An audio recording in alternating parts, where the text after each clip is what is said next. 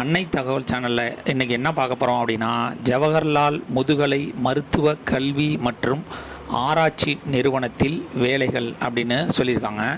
மொத்தம் எத்தனை போஸ்டிங்க்கு கால்ஃபர் பண்ணியிருக்காங்க அப்படின்னா 209 போஸ்டிங் அப்படின்னு சொல்லியிருக்காங்க. Junior translation officer, junior occupational therapist, medical laboratory technologist, nursing officer, tutor in speech pathology and audiology, X-ray technician radiotherapy, X-ray technician radio diagnosis, technical assistant electronics physiology, technical assistant nuclear medicine, audiology technician, anesthesia technician, junior administrative assistant, laboratory technician, pharmacist, stenographer grade 2, கார்டியோபிக் technician போஸ்டிங்க்கு call for பண்ணியிருக்காங்க. Place of posting எங்கே அப்படின்னா புதுச்சேரி அப்படின்னு சொல்லியிருக்காங்க. என்னென்ன போஸ்டிங்க்கு educational qualification என்ன, ஏஜ் வரம்பு என்ன அப்படிங்கிறத ஒன் பை ஒன்னாக பார்க்கலாம். ஃபஸ்ட்டு ஜூனியர் டிரான்ஸ்லேஷன் ஆஃபீஸர் ஒரு போஸ்டிங்க்கு master degree of a recognised university in Hindi அல்லது இங்கிலீஷில் முடித்தவங்க இதுக்கு விண்ணப்பிக்கலாம் அப்படின்னு சொல்லியிருக்காங்க. வயது வரம்பு 18லேருந்து 30 வயசுக்கு இருக்கவங்க விண்ணப்பிக்கலாம்.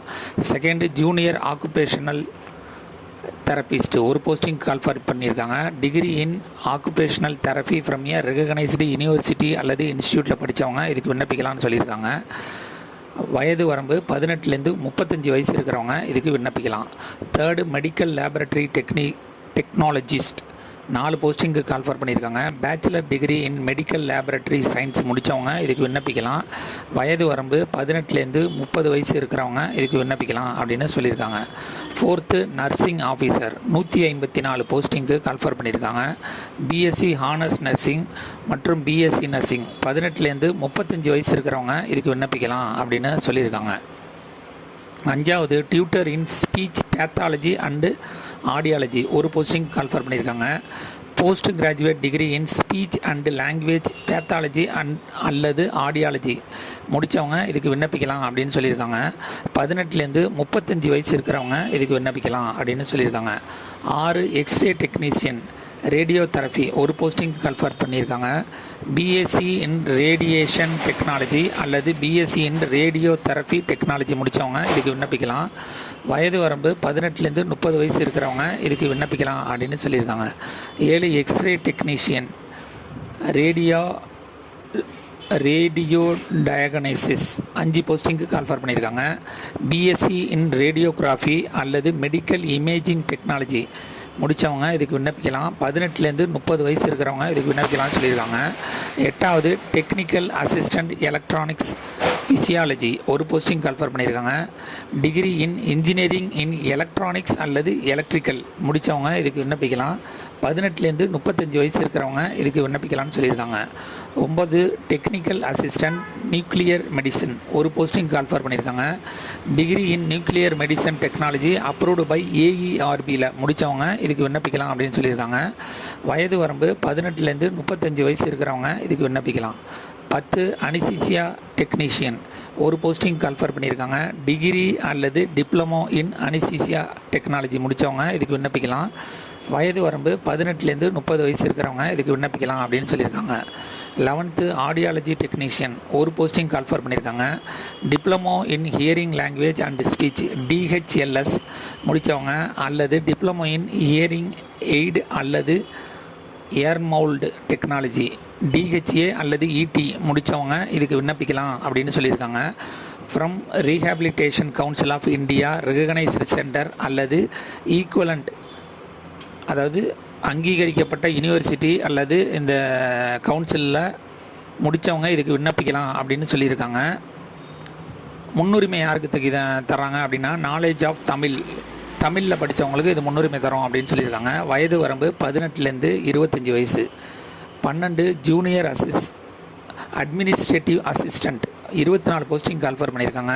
12th பாஸ் பண்ணவங்க மற்றும் டைப்பில் பர் மினிட்டில் 25 வேர்டு இங்கிலீஷில் மற்றும் 30 வேர்டு ஹிந்தியில் டைப் படிக்க தெரிஞ்சவங்க இதுக்கு விண்ணப்பிக்கலாம் அப்படின்னு சொல்லியிருக்காங்க. 13 ஃபார்மசிஸ்ட் 6 போஸ்டிங் கால்ஃபார் பண்ணியிருக்காங்க. டிகிரி இன் ஃபார்மசி முடித்தவங்க இதுக்கு விண்ணப்பிக்கலாம். 18லேருந்து 30 வயசு அப்படின்னு சொல்லியிருக்காங்க. 14 respiratory laboratory technician 2 posting call for பண்ணியிருக்காங்க. பிஎஸ்சி எம்எல்டி டிகிரி முடித்தவங்க இதுக்கு விண்ணப்பிக்கலாம் அப்படின்னு சொல்லியிருக்காங்க.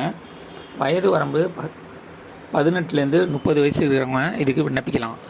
15 ஸ்டெனோகிராஃபர் கிரேட் 2 1 போஸ்டிங் கால்ஃபார் பண்ணியிருக்காங்க. 12th class pass and dictation 10 நிமிஷத்தில் 80 வேர்ட் பர் மினிட் அடிக்க தெரிஞ்சவங்க இதுக்கு விண்ணப்பிக்கலாம் அப்படின்னு சொல்லியிருக்காங்க.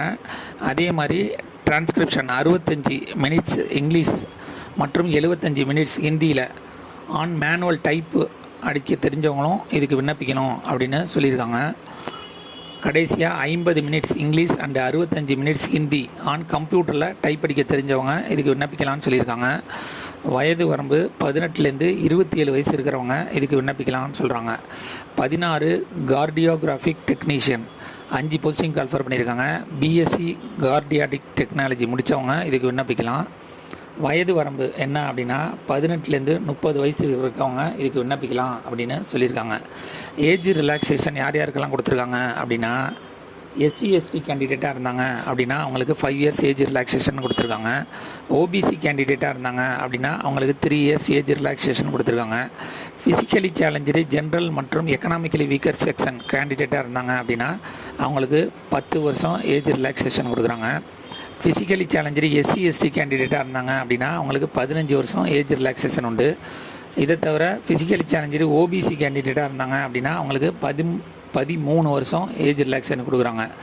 அதுவே எக்ஸ் சர்வீஸ்மேன் கேண்டிடேட்டாக இருந்தாங்க அப்படின்னா ஆஸ் பர் கவர்மெண்ட் பாலிசி பிரகாரம் ஜாப் கொடுக்குறோம் அப்படின்னு சொல்லியிருக்காங்க.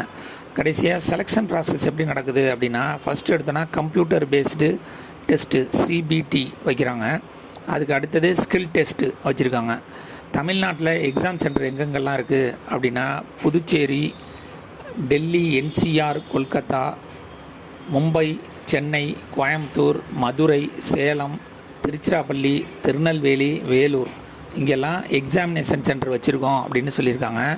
அப்ளிகேஷன் ஃபீஸ் என்ன அப்படின்னா எஸ்சி/எஸ்டி கேண்டிடேட்டாக இருந்தாங்க அப்படின்னா 1200 எக்ஸாம் அப்ளிகேஷன் ஃபீஸ் அப்படின்னு சொல்லியிருக்காங்க.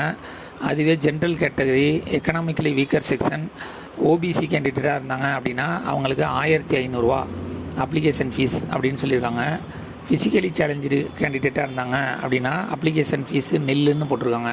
விண்ணப்பிக்க கடைசி நாள் 19/8/2024 மாலை 4:30 அப்படின்னு போட்டிருக்காங்க.